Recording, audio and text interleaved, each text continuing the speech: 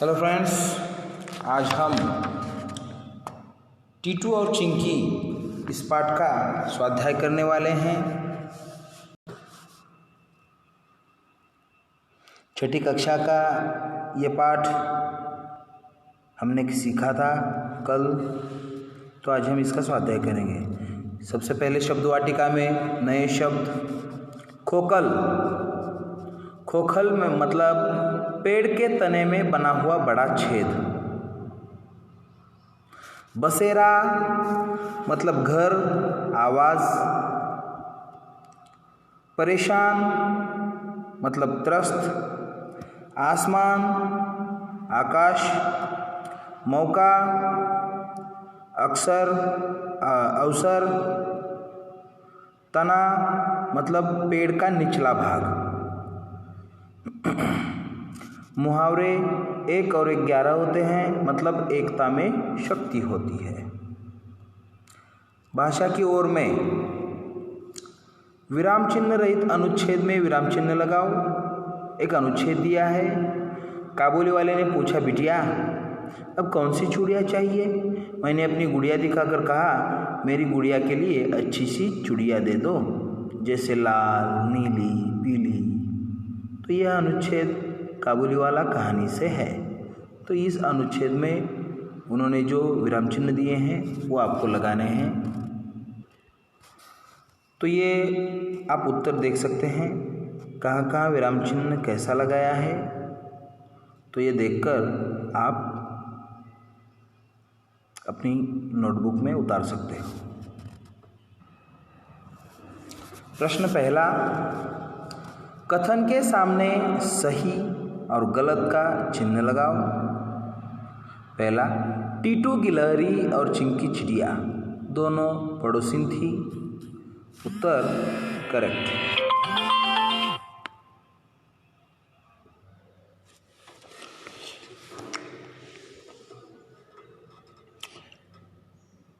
टीटू का घर पेड़ की शाखा पर और चिंकी का घर पेड़ की खोखल में था।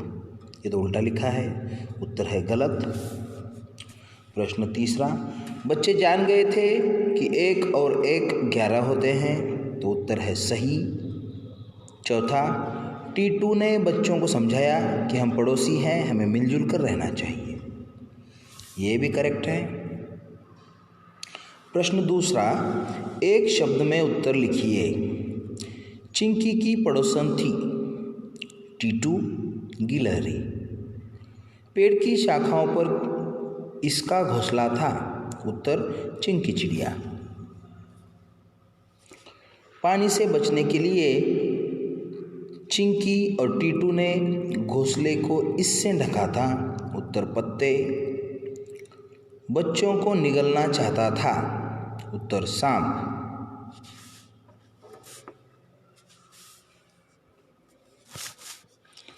निम्नलिखित प्रश्नों के उत्तर एक एक वाक्य में लिखो। टीटू और चिंकी का घर कहाँ था? उत्तर, टीटू का घर पेड़ की खोखल में और चिंकी का घर पेड़ की शाखा पर था। दूसरा, फलों को कौन जूठा कर देता था? उत्तर, चिंकी चिड़िया के बच्चे फलों को जूठा कर देते हैं। तीसरा, टीटू और चिंकी किस तरह आपस में मदद करते थे? उत्तर, टीटू और चिंकी अच्छे पड़ोसियों की तरह आपस में मदद करते हैं। चौथा, सांप पेड़ पर क्यों नहीं चढ़ पाया? उत्तर, चिपचिपे गोंद के कारण सांप पेड़ पर नहीं चढ़ पाया। पांचवा, टीटू के बच्चों ने चिंकी के बच्चों की क्या शिकायत माँ से की? उत्तर, टीटू के बच्चों ने माँ से कहा कि चिंकी के बच्चे फलों को जूठा कर देते हैं, हमें झूठे फल क्यों खाएं? छठा, चिंकी के बच्चों ने पेड़ को अपना बताने की क्या दलील दी? उत्तर, चिंकी के बच्चों ने कहा, पेड़ हमारा है, इस पर हमारा नीड बना हुआ है जिसमें हमने आंखें खोली।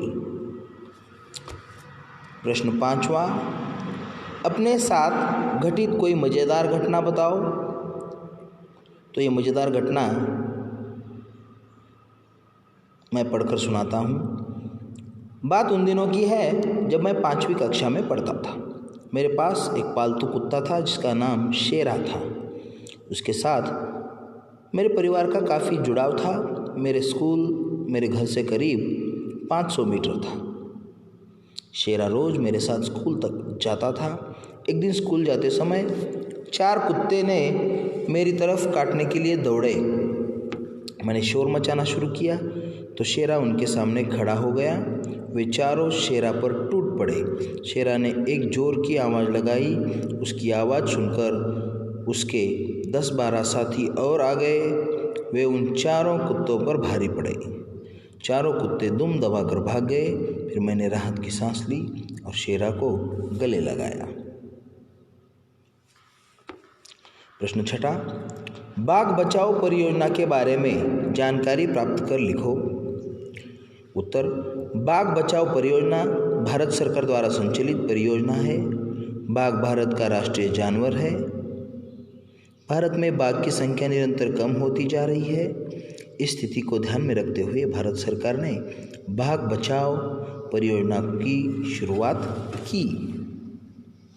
प्रश्न 8वां, निम्नलिखित शब्दों के समानार्थी शब्द पाठ में से खोज कर लिखिए। विहंग, विहंग मतलब चिड़िया। वृक्ष, पेड़। नेत्र, आँख। गगन, आसमान। जननी, माता। प्रश्न 9वां, निम्नलिखित शब्दों के विरुद्धार्थी शब्द पाठ में से खोज कर लिखिए। कहना, सुनना। प्रश्न, उत्तर, ऊपर, नीचे, अंत, प्रारंभ, सुरक्षित, असुरक्षित।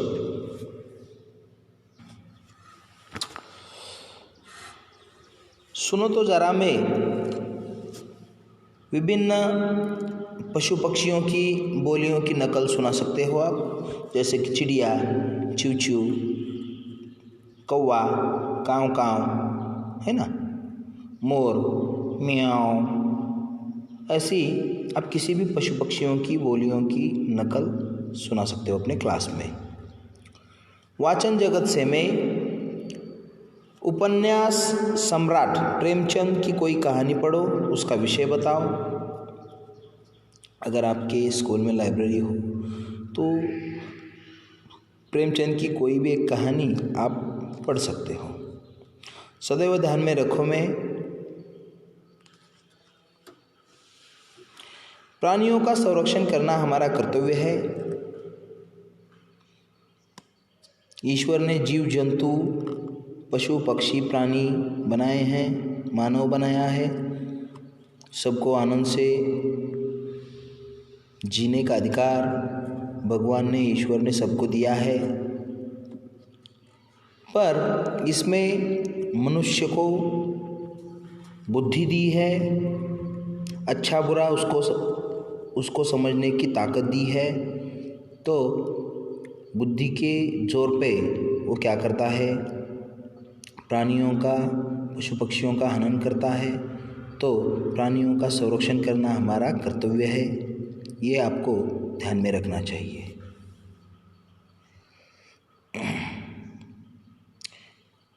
यदि प्राणी नहीं होते तो ये चर्चा आपको अपने मित्रों के साथ करनी है, क्लास में करनी है। और दूरदर्शन पर दिखाए जाने वाले किसी अनोखे जीव की जानकारी प्राप्त करो। अगर आप कोई डिस्कवरी चैनल देखता है तो आप देख सकते हो, उसमें नए नए अनोखे जीव के बारे में बताया जाता है। वो कैसे रहते हैं, कैसे खाते हैं, पूरी जानकारी उसमें दी जाती है। तो आप ये डिस्कवरी से ये सब जानकारी प्राप्त कर सकते हो। अब ये लास्ट क्वेश्चन, चित्रों को पहचान कर जलचर, नभचर, थलचर और उभयचर प्राणियों में वर्गीकरण करना है हमको, है ना। तो मैं आपको बताता हूँ।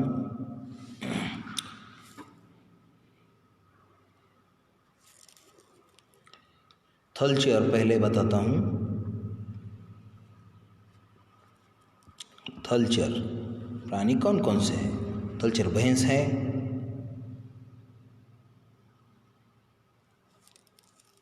ये शेर, ये गिलहरी है ना,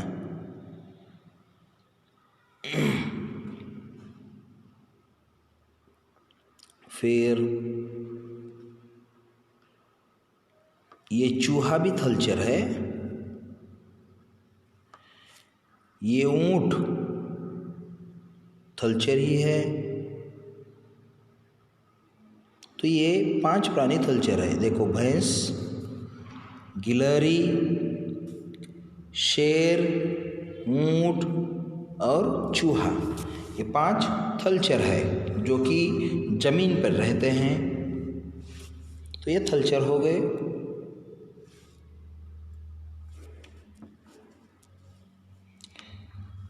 अब जलचर देखेंगे। जलचर, तो जलचर में सिर्फ 2 हैं, मछली और ये नीचे ऑक्टोपस, 2 है जलचर में।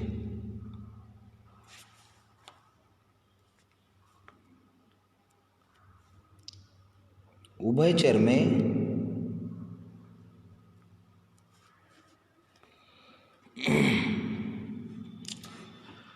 में मेंढक,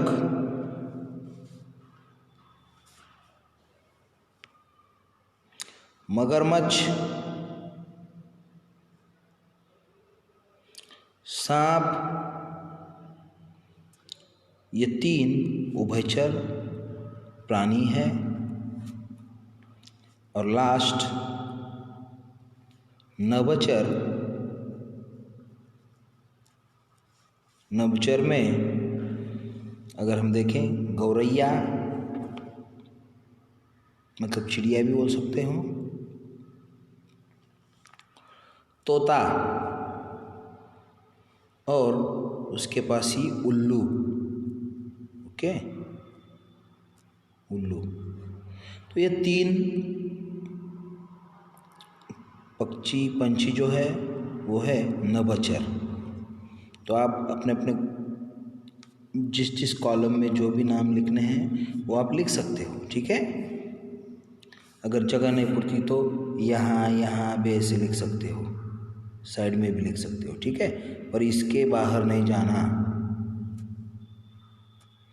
तो ये आज का एक्सरसाइज यहीं पे ख़त्म हुआ। ये सब अपनी नोटबुक में लिख के आप अपने व्हाट्सएप ग्रुप पे भेज दो।